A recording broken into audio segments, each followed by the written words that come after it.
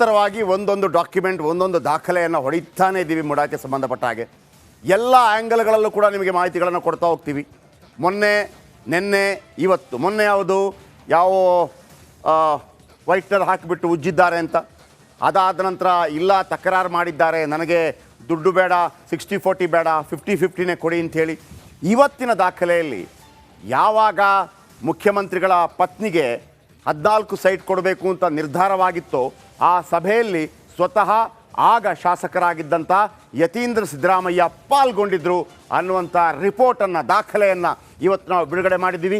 ಈಗಲೂ ಹೇಳ್ತೀನಿ, ರಿಪಬ್ಲಿಕ್ ಕನ್ನಡ ಕೊಟ್ಟಂಥ ದಾಖಲೆ ಕನ್ನಡ ಮಾಧ್ಯಮದಲ್ಲಿ ಯಾರೂ ಕೊಟ್ಟಿಲ್ಲ. ನಾಳೆ ಕೂಡ 9 ಗಂಟೆಗೆ ಒಂದು ರಿಪೋರ್ಟ್ ಇರುತ್ತೆ, ದಾಖಲೆ ಇರುತ್ತೆ. ಅದಕ್ಕಿಂತ ಮೊದಲು ಇವತ್ತಿನ ರಿಪೋರ್ಟ್, ಇವತ್ತಿನ ದಾಖಲೆ ಯಾವುದು ಬಿಡುಗಡೆ ಆಯಿತು ಅದರ ಬಗ್ಗೆ ಒಂದು ಇನ್ ಡಿಟೇಲ್ ಮಾಹಿತಿ.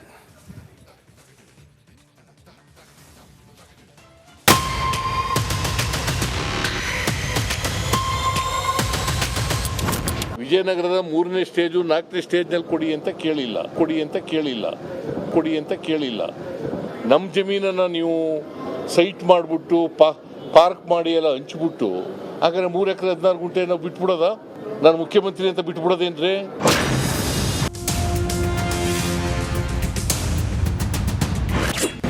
ಇದು ಮೂಡ ಹಗರಣದ ಮತ್ತೊಂದು ಎಕ್ಸ್ಕ್ಲೂಸಿವ್. ರಿಪಬ್ಲಿಕನ್ ಬ್ರೇಕ್ ಮಾಡಿದ ಮೆಗಾ ಸುದ್ದಿ. ಎಕ್ಸ್ಕ್ಲೂಸಿವ್ ಸುದ್ದಿಗೆ ಮತ್ತೊಂದು ಹೆಸರೇ ನಿಮ್ಮ ರಿಪಬ್ಲಿಕ್ ಕನ್ನಡ.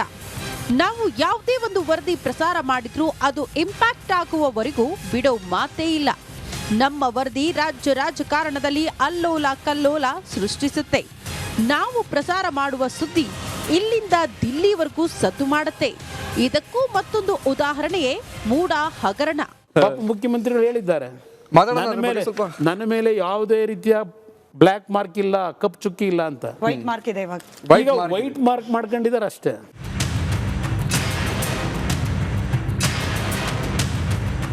ಮೂಡ ಹಗರಣದ ಆಳ ಅಗಲ ಕಲೆ ಹಾಕುತ್ತಿರುವ ರಿಪಬ್ಲಿಕ್ ಕನ್ನಡ ಕಳೆದ 3 ದಿನಗಳಿಂದ ಒಂದೊಂದು ಎಕ್ಸ್ಕ್ಲೂಸಿವ್ ಸುದ್ದಿ ಪ್ರಸಾರ ಮಾಡ್ತಿದೆ. ಮೊನ್ನೆ ವೈಟ್ನರ್ ಹಾಕಿದ ಪತ್ರದ ಮೊದಲ ದಾಖಲೆ ರಿಲೀಸ್ ಮಾಡಿತ್ತು. ನಿನ್ನೆ ಸಿಎಂ ಪತ್ನಿ ಬರೆದಿದ್ರು ಎನ್ನಲಾಗಿರುವ ಪತ್ರಕ್ಕೆ ಸಾಕ್ಷ್ಯ ಸಿಕ್ಕಿತ್ತು. ಇಂದು 3ನೇ ಮಹತ್ವದ ದಾಖಲೆ ರಿಲೀಸ್ ಮಾಡಿದೆ. 3 ದಾಖಲೆಗಳು ಸ್ಕ್ರೀನ್ ಅಲ್ಲಿ ಗಮನಿಸ್ತಾ ಇದ್ದೀರಿ.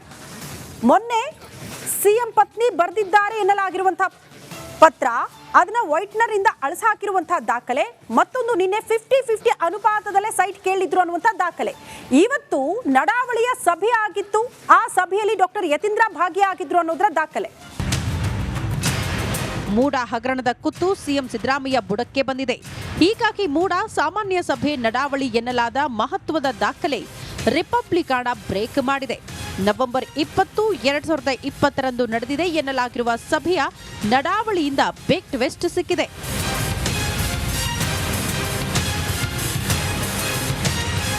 ಅಭಿವೃದ್ಧಿಯಾದ 50% ಜಮೀನು ಮಾಲೀಕರಿಗೆ ನೀಡಲು ಮೂಡ ನಿರ್ಧರಿಸಿತ್ತು ಎನ್ನಲಾಗ್ತಾ ಇದೆ. ನವೆಂಬರ್ 20, 2020 ಮೂಡ ಸಭೆ ನಡೆಸಿತ್ತು ಎನ್ನಲಾಗ್ತಾ ಇದೆ. ಸಿದ್ದು ಪತ್ನಿಯ ಮನವಿಯನ್ನು ಸಭೆಯ ಮುಂದೆ ಇಡಲಾಗಿತ್ತು ಎನ್ನಲಾಗ್ತಿದೆ. ಈ ಸಭೆಯಲ್ಲಾದ ನಿರ್ಣಯವೇ ಈಗ ವಿವಾದಕ್ಕೆ ಕಾರಣವಾಗಿದೆ.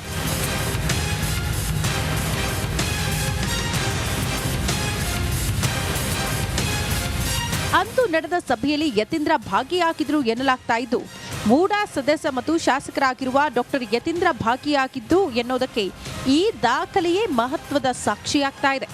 ಇನ್ನು ಸಿದ್ದು ಪತ್ನಿ ಮನವಿಗೆ ಅನುಮೋದನೆ ಕೊಟ್ಟಿದ್ದು ಇದೇ ಸಭೆಯಲ್ಲಿ ಅನ್ನೋ ಪ್ರಶ್ನೆ ಎದುರಾಗಿದೆ. ಹಾಗಾದ್ರೆ ಅಂದು ನಡೆದ ಸಭೆಯಲ್ಲಿ ಮತ್ತಷ್ಟು ಹಲವು ನಾಯಕರು ಭಾಗಿಯಾಗಿದ್ರು ಎನ್ನಲಾಗ್ತಾ ಇದೆ. Doctor Yatindra, HV Rajeev, Tanveer Sait, GT Devegowda, Ramdas, Sandesh Nagaraj ಭಾಗಿಯಾಗಿದ್ರು ಎನ್ನಲಾಗ್ತಾ ಇದೆ. Bureau report, Republic Kannada. ಇದೊಂದಾಯ್ತಾ? ಈಗ ಮೂಡಾದು ನಾಳೆ ಇನ್ನೊಂದು ದಾಖಲೆ ಬಿಡುಗಡೆ ಮಾಡ್ತೀವಿ ಬೆಳಗ್ಗೆ 9 ಗಂಟೆಗೆ. ಈಗ ಬಳ್ಳಾರಿ ಬಳಿ ಜಿಂದಾಲ್ ಕಂಪನಿ ಅಂತಿದೆ, ಸ್ಟೀಲ್ ಕಂಪನಿ, ತುಂಬ ಕಂಪನಿ ಇದೆ. ಜಿಂದಾಲ್ ಕಂಪನಿ ಭಾಳ ದೊಡ್ಡ ಕಂಪನಿ. ಈ ಜಿಂದಾಲ್ ಕಂಪನಿಗೆ ಭೂಮಿ ಒಂದು 3,500 ಎಕರೆ ಭೂಮಿ ಕೊಡೋದಕ್ಕೆ 2007ರಿಂದ ಶುರುವಾಗಿದೆ. ಈಗ 2024 ತನಕ ಒಂದು 18 ವರ್ಷ. BJPಗೂ ಅವ್ರಿಗೆ ಕೊಡ್ಲಿಕ್ಕೆ ಆಸೆ, JDSಗೂ ಅವ್ರಿಗೆ ಕೊಡ್ಲಿಕ್ಕೆ ಆಸೆ, ಕಾಂಗ್ರೆಸ್ಗೂ ಅವ್ರಿಗೆ ಕೊಡ್ಲಿಕ್ಕೆ ಆಸೆ. BJP ಕೊಟ್ಟಾಗ ಕಾಂಗ್ರೆಸ್ JDS ಬೇಡ ಅಂತ, ಕಾಂಗ್ರೆಸ್ ಕೊಟ್ಟಾಗ JDS BJP ಬೇಡ ಅಂತ, ಆಮೇಲೆ JDS ಕೊಟ್ಟಾಗ BJP ಕಾಂಗ್ರೆಸ್ ಬೇಡ ಅಂತ. ಕಳೆದ 18 ವರ್ಷಗಳಿಂದ ಮಾಡ್ತಾ ಬಂದರು. ಒಂದೊಂದು ಎಕರೆನ ಎಷ್ಟು ಕೊಡ್ತಾ ಇದ್ದಾರೆ ಗೊತ್ತಾ? 1 ಲಕ್ಷ, ಜುಜುಬಿ 1 ಲಕ್ಷ. ಇದನ್ನು ನೋಡಿದಾಗ ಅನಿಸೋದು, ಒಂದು ಹಾಡಿದೆಯಲ್ಲ, ಕಳ್ಳ ಕಳ್ಳ ಕಳ್ಳ ಕಳ್ಳ ಕಳ್ಳರು ನಾವೆಲ್ಲರೂ ಅಂತ ಒಂದು ಹಾಡಿದೆಯಲ್ಲ, ಕರೆಕ್ಟು ಸೂಟ್ ಆಗುತ್ತೆ ಅದಕ್ಕೆ. ಎಲ್ಲರೂ ಕಳ್ಳರೆ, ನನಗೆ ಸಿಕ್ಕಿಲ್ಲ ಅಂತ ಅವನಿಗೆ ಸಿಕ್ಕಬಾರ್ದು ಅಂತೇಳಿ, ಅವನಿಗೆ ಸಿಕ್ಕಿಲ್ಲ ಅಂತ ನನಗೆ ಸಿಕ್ಕಬಾರ್ದು ಅಂತೇಳಿ. ಈಗ ನೋಡಿ, ಈ ಮೂಡಾದ ಇಷ್ಟೆಲ್ಲ ಸಮಸ್ಯೆ ಇದೆ ಅದರ ಮಿಡ್ಲಲ್ಲಿ. ಹಾಗಂತ ಅದನ್ನು ಪರಭಾರೆ ಮಾಡಬಾರ್ದು, ಕೊಡಬಾರ್ದು ಅಂತೇನಿಲ್ಲ. ಆ ಕ್ರಮಗಳಿರುತ್ತೆ. ದೊಡ್ಡ ದೊಡ್ಡ ಕಂಪನಿಗಳಿಗೆ ಮತ್ತೊಂದಕ್ಕೆ ವಿದೇಶದಿಂದ ಕಂಪನಿಗಳು ಬಂದು ಇಲ್ಲಿ ಇನ್ವೆಸ್ಟ್ ಮಾಡಿದಾಗ ಕೊಡ್ತೀವಿ. ಆದರೆ ನೀವು ಪೈಪೋಟಿ ಯಾಕೆ? ಅವನು ಕೊಡುವಾಗ ನೀವು ಬೇಡ ಅಂತೀರಿ. ಫಸ್ಟ್ BJP ಕೊಡುವಾಗ ಬೇಡ ಅಂದ್ರಿ, JDS ಕೊಡುವಾಗ ಬೇಡ ಅಂದ್ರಿ, ಕಾಂಗ್ರೆಸ್ ಕೊಡುವಾಗ ಬೇಡ ಅಂದ್ರಿ. ಈಗ ನೀವೇ ಕೊಡ್ತಾ ಇದ್ದೀರಿ. ಹೇಳ್ತೀನಿ ಕೇಳಿ ಕತೆ. ನಿನ್ನೆ ನಡೆದ ಸಂಪುಟ ಸಭೆ ಒಂದು ನಿರ್ಧಾರ ಮಾಡಿದೆ.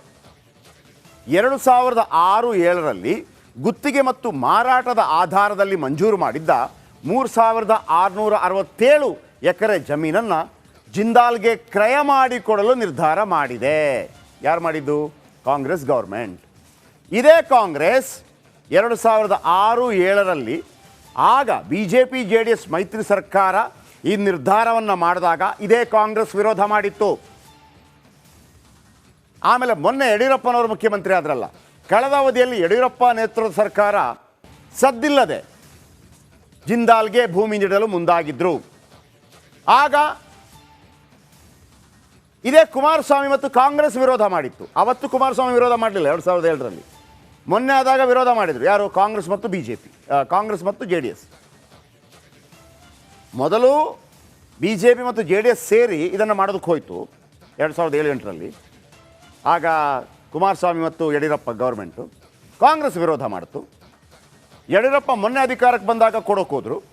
ಆಗ ಕುಮಾರಸ್ವಾಮಿ ಮತ್ತು ಕಾಂಗ್ರೆಸ್ ವಿರೋಧ ಮಾಡಿತು. ಮತ್ತು ನ್ಯಾಯಾಲಯದಲ್ಲಿ ಕೂಡ ಈ ಬಗ್ಗೆ ಖಾಸಗಿ ದೂರು ದಾಖಲು ಮಾಡಿತು. ಬಳಿಕ BJP ಸರ್ಕಾರ ಸಂಪುಟ ತೀರ್ಮಾನವನ್ನು ವಾಪಸ್ ಪಡೆಯಿತು. ಇದೀಗ ಸಿದ್ದರಾಮಯ್ಯ ಸರ್ಕಾರ ಜಿಂದಾಲ್ಗೆ ಜಮೀನು ಮಾರಾಟ ಮಾಡಲು ನಿರ್ಧಾರ ಮಾಡಿದೆ. ಇದರ ಬಗ್ಗೆ DK ಶಿವಕುಮಾರ್ ಮಾತಾಡಿದ್ದಾರೆ. ಆಮೇಲೆ ಏನಿದು ಪ್ರಕರಣ ನೋಡಿ, ಇಂಥ ಪ್ರಕರಣಗಳನ್ನು ಬಿಡಬಾರ್ದು. ನಾನು ನಿಮಗೆ ಚಿಕ್ಕ ಮಕ್ಕಳಿಗೆ ಹೇಳೋ ರೀತಿಯಲ್ಲಿ ಹೇಳ್ತೀನಿ, ನಿಮಗೆಲ್ಲರಿಗೂ ಅರ್ಥ ಆಗಬೇಕು. DK ಶಿವಕುಮಾರ್ ಹೇಳಿದ್ದನ್ನು ಕೇಳಿಸ್ಕೊಳ್ಳಿ, ಆಮೇಲಿದೆ ಮಾರಿ ಹಬ್ಬ. ನೋಡ್ರಿ, ಜಿಂದಾಲು ನಮಗೆ ಇಂಡಸ್ಟ್ರೀಸ್ ಬರಬೇಕು, ಕೈಗಾರಿಕೆಗೆ ಉತ್ತೇಜನ ಕೊಡಬೇಕು. ಕರ್ನಾಟಕ ರಾಜ್ಯದಲ್ಲಿ ಏನು ಪಾಲಿಸಿ ಇದೆ ಆ ಪಾಲಿಸಿ ಪ್ರಕಾರ ನಾವು ಮಾಡಿದ್ದೀವಿ. ಸರ್ಕಾರ ಈಗೇನು ನಾವು ಹೊಸ್ದಾಗೇನು ಕೊಟ್ಟಿಲ್ಲ, ಮೊದಲು ಕೊಟ್ಟಿದ್ದನ್ನು ರಾಟಿಫೈ ಮಾಡಿ ಅವ್ರಿಗೆ ಸೇಲ್ ಡೀಡ್ ಮಾಡಿಕೊಟ್ಟಿದ್ವಿ. ಸಾವಿರಾರು ಜನ, ಲಕ್ಷಾಂತರ ಜನ ಇಂಡಸ್ಟ್ರೀಸ್ಗೆ ಏನು ಒಂದು ಇದನ್ನು ಮಾಡಿಕೊಟ್ಟಿದ್ದೀವಿ. ಅದನ್ನೇ ನಾವು ಮಾಡಿರೋದು. BJP ಅವ್ರು ಏನು ಮಾಡಿದ್ದಾರೆ ಅದನ್ನೇ ನಾವು ರಾಟಿಫೈ ಮಾಡಿರೋದು. ನೋಡ್ರಿ, ಹೌದು, ಕಂಪನಿಗಳು ಬರಬೇಕು, ಅಭಿವೃದ್ಧಿ ಆಗಬೇಕು, ತಪ್ಪೇನಿಲ್ಲ. ಹಾಗಿದ್ದರೆ 2007ರಲ್ಲಿ ಯಡಿಯೂರಪ್ಪ ಮತ್ತು ಕುಮಾರಸ್ವಾಮಿ ಕೊಡ್ಲಿಕ್ಕೆ ಹೋದಾಗ ಯಾಕೆ ವಿರೋಧ ಮಾಡಿದ್ರಿ? ಮೊನ್ನೆ 2020ರಲ್ಲಿ ಯಡಿಯೂರಪ್ಪನವರು ಮುಖ್ಯಮಂತ್ರಿ ಆಗಿದ್ದಾಗ ಕುಮಾರಸ್ವಾಮಿ ಮತ್ತು ನೀವು ಯಾಕೆ ವಿರೋಧ ಮಾಡಿದ್ರಿ? ಯಾಕೆ ಖಾಸಗಿ ದೂರನ್ನು ಸಲ್ಲಿಸಿದ್ರಿ? ಈಗ ನೀವು ಹೆಂಗೆ ಮಾರಾಟ ಮಾಡಿದ್ರಿ? ಕಮಿಷನ್ ಜಾಸ್ತಿ ಬಂತ ಅಂತ ಕೇಳಬೇಕಲ್ವ ನಾವು? ವೀಕ್ಷಕರೇ, ಇದರ ಬಗ್ಗೆ ಕೂಲಂಕುಷವಾಗಿ ಹೇಳ್ತೀನಿ. ಕಳ್ಳ ಅದೇ ಜಿಂದಾಲ್ಗೆ ಜಮೀನು ಮಂಜೂರು ಮಾಡುವ ಸಂಘರ್ಷ. ಒಬ್ಬರೇ ಕೊಟ್ಟು ಇಲ್ಲ ಅಂತಂದಿದ್ರೆ ಪ್ರಾಬ್ಲಮ್ ಇರ್ತಿರ್ಲಿಲ್ಲ. ಅವನು ಕೊಟ್ಟಾಗ ನೀನು ಬೇಡ, ನೀನು ಕೊಟ್ಟಾಗ ನಾನು ಬೇಡ ಅಂದರೆ ಎಲ್ಲೋ ಒಂದು ಕಿಕ್ ಬ್ಯಾಕ್ ಜಾಸ್ತಿ ಬರ್ತಾ ಇದೆ ಅಂತ ಒಂದು ಅನುಮಾನ ಬರ್ತಾ ಇಲ್ವಾ? ಈ ಅನುಮಾನಕ್ಕೆ ಉತ್ತರ ಕೊಡಬೇಕಲ್ಲ ನೀವು. ಜಿಂದಾಲ್ಗೆ ಜಮೀನು ಮಂಜೂರು ಮಾಡುವ ಸಂಘರ್ಷ ಏನು?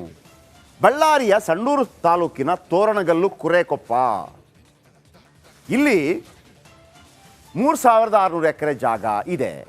ಅದರಲ್ಲಿ 2000 ಎಕರೆ ಜಾಗವನ್ನು, ಜಮೀನನ್ನು ಪ್ರತಿ ಎಕರೆಗೆ 1,22,200 ರೂಪಾಯಿಗೆ ಮಾರಾಟ ಮಾಡ್ತಾ ಇದ್ದಾರೆ. ಎಷ್ಟು? 1,22,000. ಎಷ್ಟು ಎಕರೆ? 2000 ಎಕರೆ.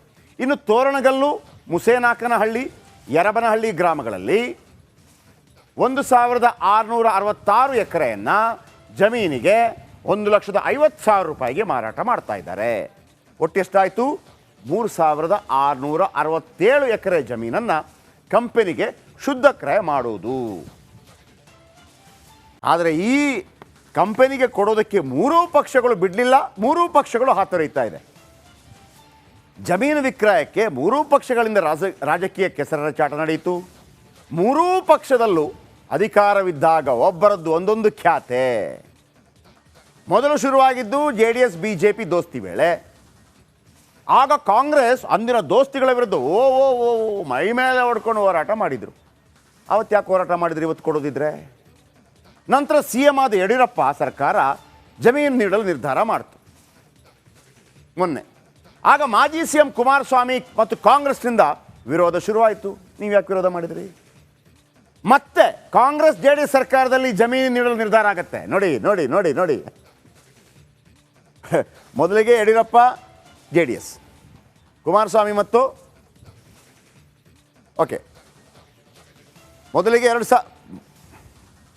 2008ರಲ್ಲಿ ಯಡಿಯೂರಪ್ಪ ಬರೋದು, 2007ರಲ್ಲಿ ಕುಮಾರಸ್ವಾಮಿ ಮತ್ತು ಯಡಿಯೂರಪ್ಪ 2007 ಅಂತಂದರೆ ಅವರಿಬ್ಬರು ಸೇರಿ ಮಾಡಿದ್ದು. ಆಗ ಕಾಂಗ್ರೆಸ್ ವಿರೋಧ ಮಾಡುತ್ತೆ. ಆಮೇಲೆ ಯಡಿಯೂರಪ್ಪನವರು ಸ್ವತಂತ್ರವಾಗಿ ಅಧಿಕಾರಕ್ಕೆ ಬರ್ತಾರೆ. ಆಗ JDS ಮತ್ತು ಕಾಂಗ್ರೆಸ್ ವಿರೋಧ ಮಾಡುತ್ತೆ.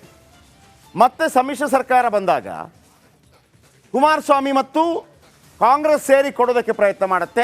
ಆಗ ವಿಪಕ್ಷ ನಾಯಕರಾದ ಯಡಿಯೂರಪ್ಪ ಅವರಿಂದ ಅಹೋರಾತ್ರಿ ಧರಣಿ ಆಗುತ್ತೆ.